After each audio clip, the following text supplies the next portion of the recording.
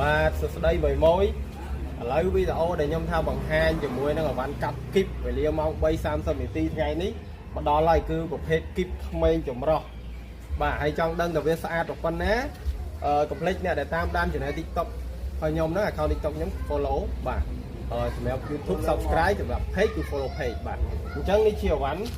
ដែលទៀតខ្ញុំនឹងធ្វើការលើកមួយបង្ហាញអញ្ចឹងអានេះគេហៅថាជាអវ៉ាន់ក្បាលគីបគឺខាងក្រោយអញ្ចឹងវាមកវាសំណុកអញ្ចឹងគីបអញ្ចឹងមានដៃមានជ័រវាមាន45 50និង100គីឡូ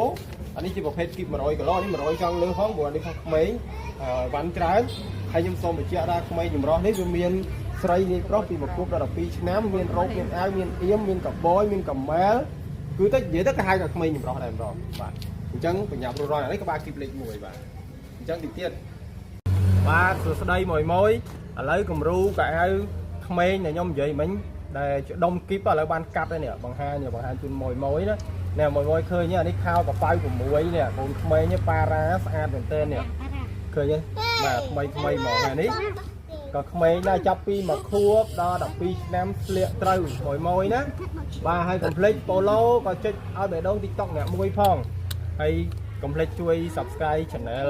YouTube ក៏ដូចជា page ផងខ្ញុំបង្ហាញឲ្យណាអានេះវានៅជ្រួញភាសាអីយើងទៅយកចេញពីគីបអញ្ចឹងបើកាលណាយើងអ៊ុត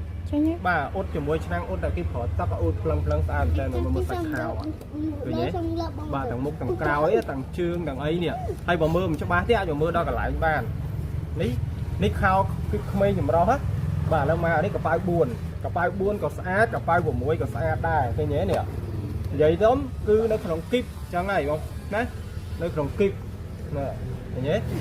នៅពណ៌គេអានេះក្មេងហើយខ្ញុំភ្លេចប្រាប់អានេះក្មេងស្រីលាយក្មេងប្រុសណាឃើញទេមួយនេះបាទនេះឥឡូវខ្ញុំហូតហ្មងទៅកុំឲ្យមួយពិបាកមើលឃើញទេនេះស្អាតមែនតើស្អាត